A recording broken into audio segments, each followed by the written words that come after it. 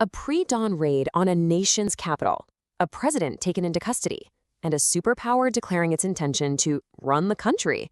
You'd think this was straight out of a Hollywood script, right? But nope, this actually happened in Venezuela. In this explainer, we're going to break down exactly how this unprecedented event went down, the years of justification that led up to it, and the massive global debate it's ignited.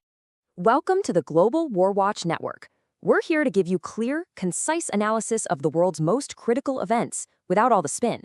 If that sounds good to you, go ahead and hit that subscribe button right now so you don't miss a thing. You've definitely seen the headlines. I mean, they're everywhere. But the real story isn't just about the raid itself. The real question is, how did we even get to this point? What series of events could possibly lead to a full-blown U.S. military operation in Venezuela to capture its president? To really get it, we have to look at the path that led us here. Okay, so let's start with the mission itself. The code name was Operation Absolute Resolve. And yeah, with a name like that, there was absolutely no doubt about what the U.S. intended to do. So picture this. It's January 3rd, 2026. Under the cover of darkness, the U.S. Army's elite Delta Force drops into Caracas. We're talking top-tier operators. And they went straight for President Nicolás Maduro and his wife, Cilia Flores, taking them into custody right from their home. So how'd they pull it off? Well, according to the chairman of the Joint Chiefs, it all happened in 4 very precise steps. It kicked off at 10:46 p.m. with the final go from President Trump. Instantly, a massive force of over 150 aircraft from 20 different bases was in the air, all heading toward Venezuela. The next step was absolutely critical. A coordinated wave of drones, bombers, and fighters just completely wiped out Venezuela's air defenses, clearing a safe path for the ground team. With the coast clear, Delta Force moved in, entered the compound, and Maduro and his wife surrendered. And just like that, they were in U.S. custody. But here's the thing. This wasn't just a military operation. It was actually the final act of a long and really complicated legal battle, one that Washington used to frame this whole thing not as an invasion, but as an act of international law enforcement. The key phrase you have to understand here is narco-terrorism. See, the U.S. Department of Justice wasn't just saying they were simple drug traffickers. No, the indictment claimed there was a deliberate, high-level conspiracy between Venezuelan officials and the FARC guerrilla group with one goal: to flood the United States with cocaine. Now, framing it that way elevates the whole thing from a crime to a direct threat to national security. And this legal case, it wasn't built overnight. The whole thing escalated over years.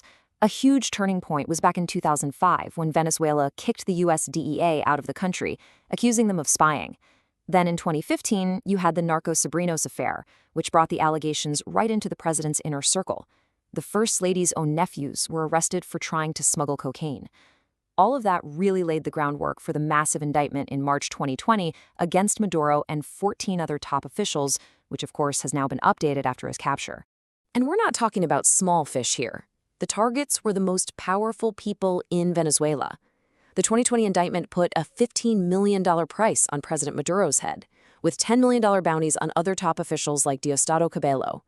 I mean, when you start putting rewards out like that, it sends a chilling message to that country's leadership. Absolutely no one is untouchable. So, with the legal case made and the military op complete, the White House had to start explaining its actions to the world. They had to come up with the official justification for snatching a foreign head of state. Well, President Trump's explanation was, let's just say, characteristically blunt. His statement, "We're gonna run the country, get the oil flowing," was seen by pretty much everyone as a stark admission that this was about economics and geopolitics, not just the narco-terrorism charges. And, as you can imagine, that provoked an immediate international firestorm. The rest of the administration tried to spin it a little more carefully. Defense Secretary Hegseth tried to get ahead of the inevitable comparisons to Iraq, arguing this was the exact opposite, a mission to get resources without losing American lives. At the same time, President Trump talked about wanting good neighbors and protecting Venezuela's oil for the benefit of the U.S. and the world. So you had a couple of different narratives being pushed. But while the White House was trying to sell its story to the world, things back in Washington were getting heated. This whole operation just exposed the deep, bitter divisions right down the political aisle. Supporters of the president, like Republican Congressman Rick Crawford, were celebrating. He called it a great day for Venezuela and basically saw it as a sign of decisive American strength, proof that the president wasn't playing around. But the pushback was immediate and fierce. Critics like Kamala Harris said, look, the fact that Maduro is a brutal, illegitimate dictator doesn't just give the U.S. a blank check to go in and grab him. And her warning, we've seen this movie before, was a clear shot at past interventions like the Iraq War, which were also built on controversial justifications and had messy, destabilizing consequences. Democratic Senator Mark Warner took that criticism to the global stage. He asked the really critical question here: what kind of precedent does this set? He warned that if this becomes the new normal, it could lead to total chaos, where powerful countries can just decide to remove the leaders of weaker ones whenever they want. And those concerns weren't just being voiced in Washington. They were echoed all over the planet as the international community reacted with pretty widespread alarm and condemnation. Key global powers were pretty much united in their criticism. China called it a clear violation of international law. Russia dismissed the whole thing as a politically motivated provocation just to get regime change. Even the UN Secretary General voiced deep concern, saying that the rules of international law have not been respected. When the UN says that, you know it's serious. All this global backlash forces us to ask a really fundamental question, and it's one that goes way beyond just Venezuela. It really challenges the whole structure of our international system. So, here's where we're left. Was this a necessary act of justice against a narco-terrorist who is threatening the region, or was it an illegal regime change operation just dressed up in legal language? The capture of Nicolas Maduro has basically redrawn the lines of international intervention, and now the entire world is left to figure out what the consequences are.